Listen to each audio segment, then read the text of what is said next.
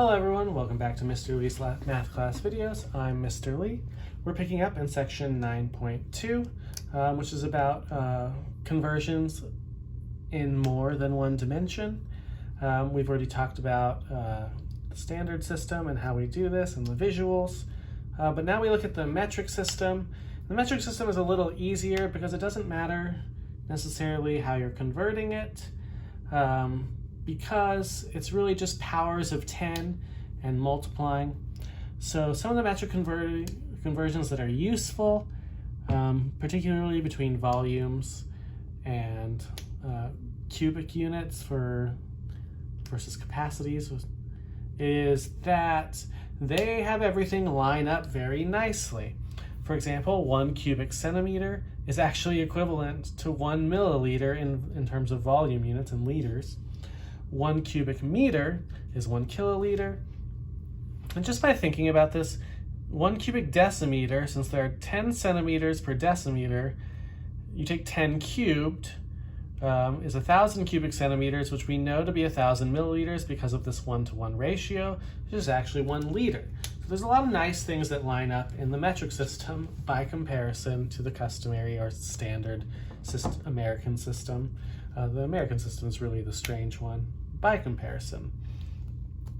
Okay, so 112 cubic centimeters to milliliters is about as easy a conversion as you're going to get. So 112 centimeters cubed over 1 to milliliters. Well, we actually know these are a 1-to-1 ratio. So 1 centimeter cubed is 1 milliliter. The centimeters cubed canceled, but multiplying and dividing by ones just leaves you with 112 milliliters.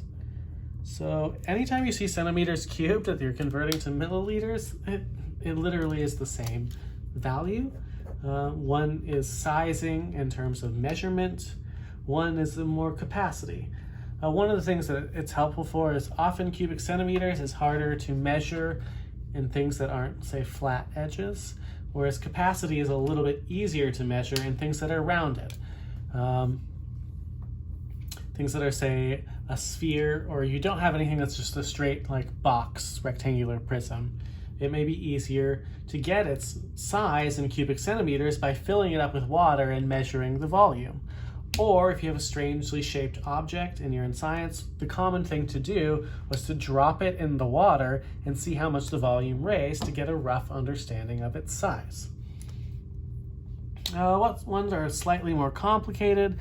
Liters to cubic meters is a little bit more complicated, but not much. Let's look at the cubic hectometer to the kiloliters, just out of curiosity. So we have 1 cubic hectometer over 1. Now, I know to go to kiloliters, I probably want it in meters. Now this actually requires us to have some understanding of the size difference between a hectometer and a meter. So here's the question: how many meters in a hectometer? Because it's 2 place values over in the conversion, there are actually 100, 2 zeros, meters per hectometer. But that's not enough, because I need to cancel out hectometers cubed, which means I would have to take this conversion and cube it to get rid of hectometers cubed, but also to produce meters cubed so that I could go to kiloliters. Once you're there, there's actually 1 kiloliter per 1 meter cubed. So even though this is difficult, it's just about counting the zeros. Your units cancel, the meters and the hectometers cancel, leaving you with kiloliters. 2 zeros cubed actually produces 6 zeros, which is actually 1 million kiloliters. So the hardest part about doing this is making sure you keep your units lined up properly, but at the same time, the units are kind of there to babysit you and make sure you don't go too far out into left field. Well, what are some applications of this? Some word problem applications involving units that are not one-dimensional might be real-world volume problems, or population density, because population is usually, density is population divided by area, and area is inherently two-dimensional, so it would be an example. So here are some questions that we could do.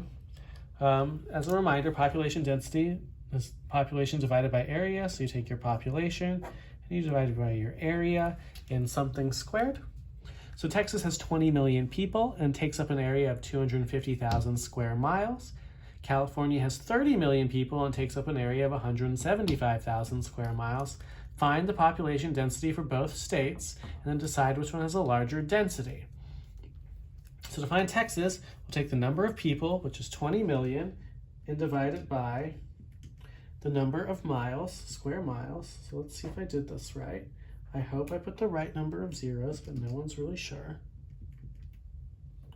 And this actually produces a nice round total of Texas, which is 20 million over the 250,000 is actually exactly 80, and this is really people per square mile. California is 30 million, so 30 followed by 6 more zeros, divided by 175,000 square miles, which is approximately